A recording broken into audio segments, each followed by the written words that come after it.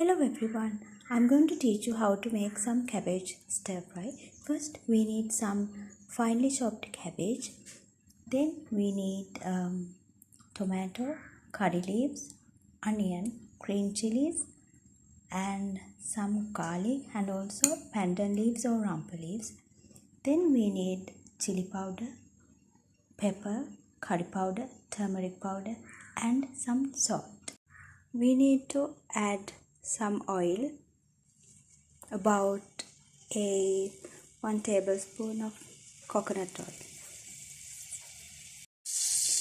Once the oil is heated, we are adding all this.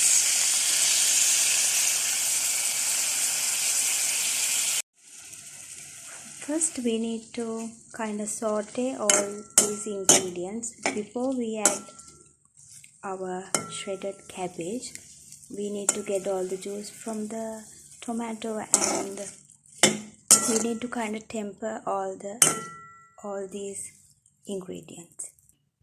Now we are adding all our spices to this mixture. And now we are adding our shredded cabbage and stir fry until everything comes together. Stir fry the whole thing until the cabbage is fully cooked.